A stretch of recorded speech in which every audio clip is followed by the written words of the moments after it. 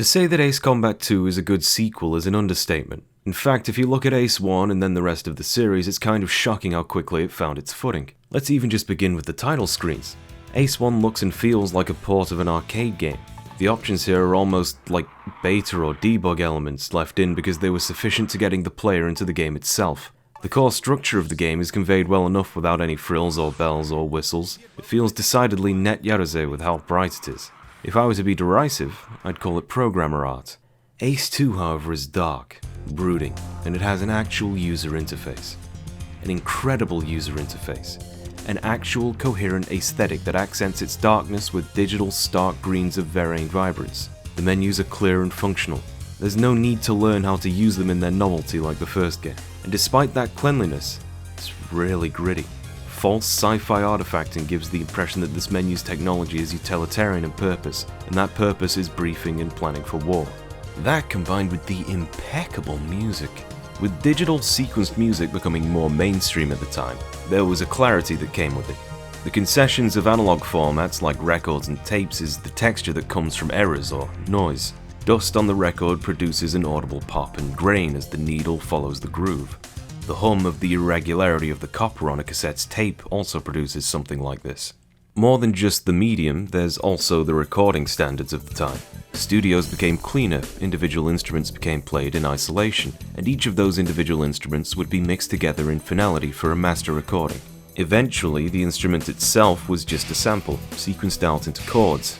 Ace 1's tracks feel very clean in this way that I'm describing, from an extremely digital master. There's little to no post-processing and every instrument is distinct. Whether it's real guitar or synthetic keyboards, the composition is nice and fresh, unintrusive, but lacking in an atmosphere, let's say. Ace Combat 2 fills out the soundscape. It bleeds the instrument's decays with some subtle echo. The drums are fighting to be heard through the ensemble of still synthetic instruments. The bass is thicker.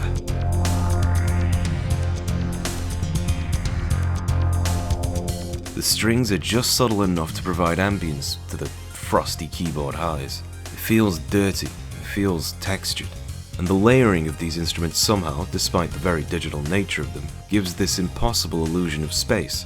Most of the instruments are central, and their echo and decay provides you with an impression that there might be some wall somewhere for the sound to bounce off of. And the percussive instruments have set positions around the soundstage, out on the left and the right of the speakers.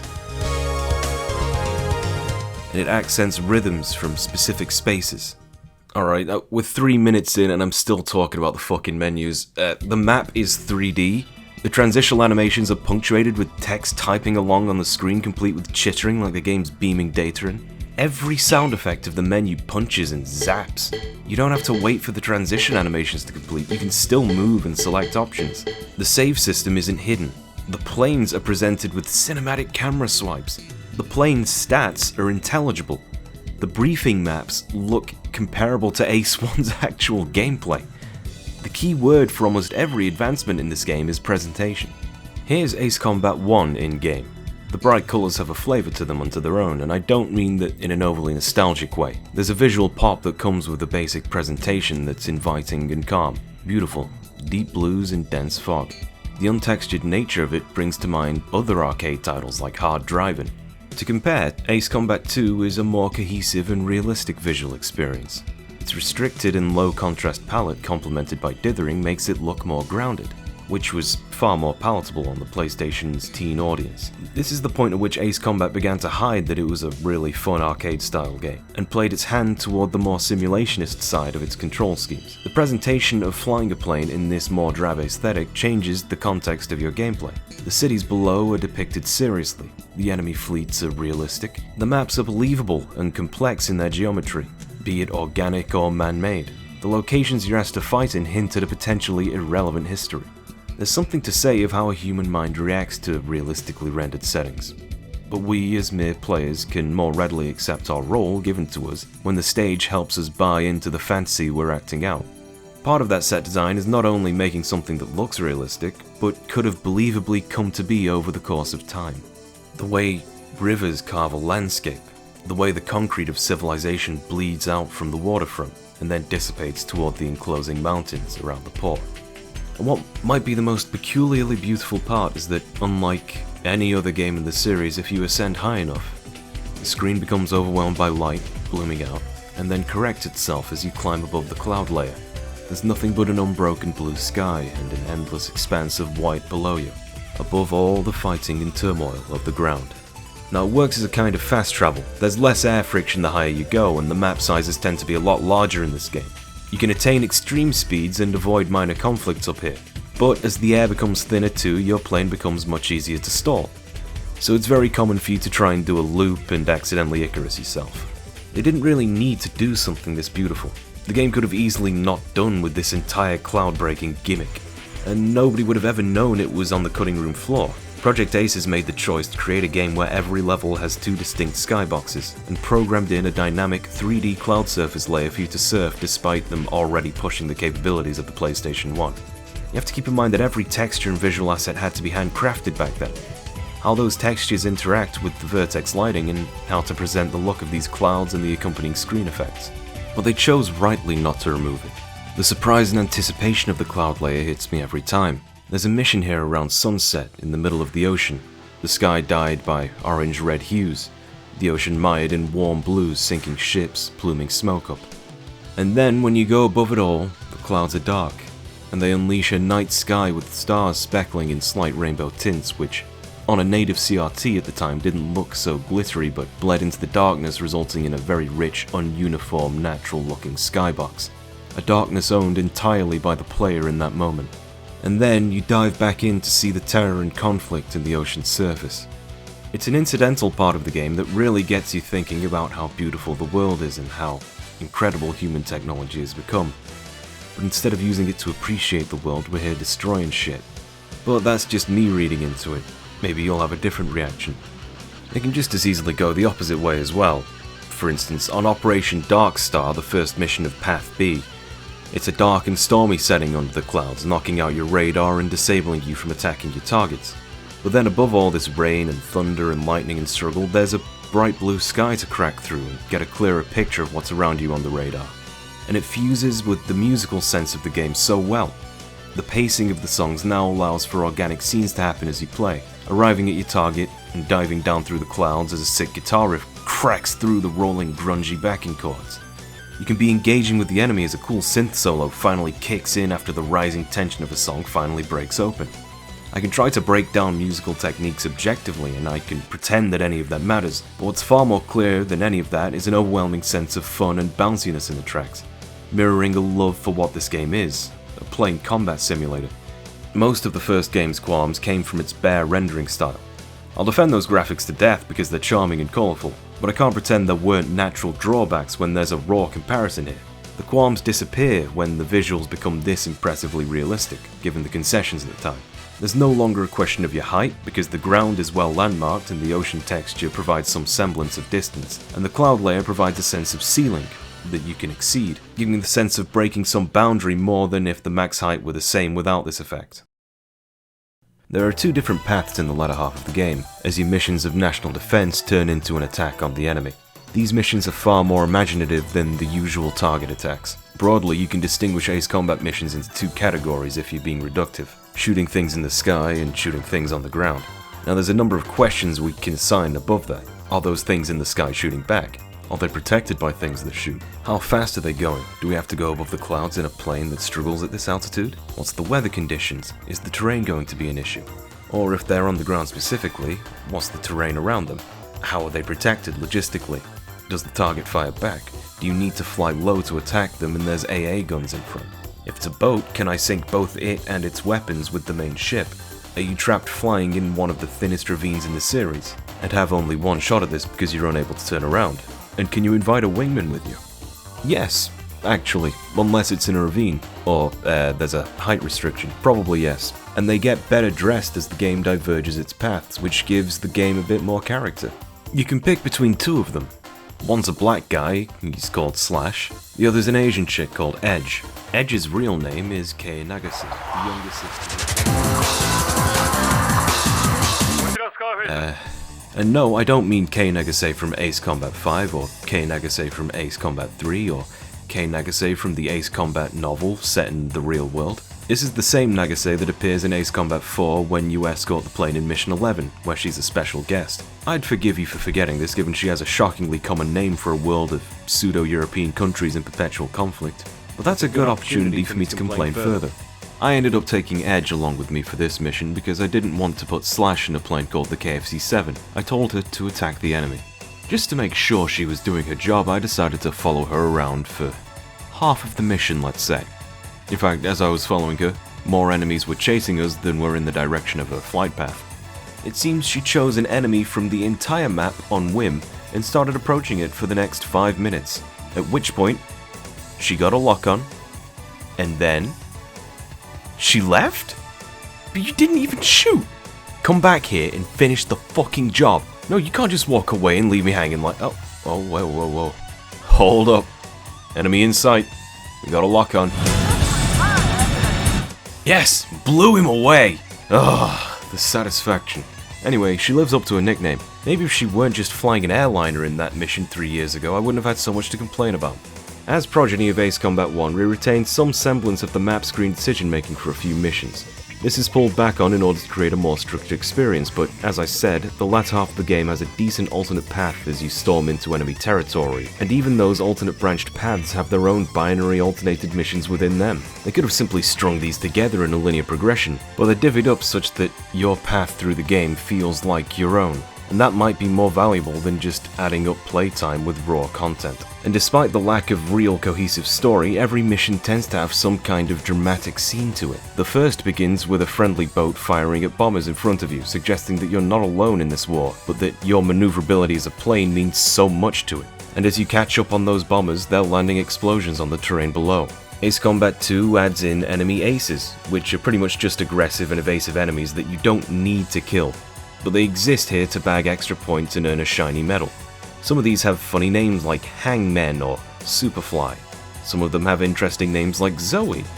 There are 4 total Zoe, which actually hide the game's true final 2 missions and an alternate ending credit, requiring you to shoot down the penultimate Zoe in the mission Kingpin.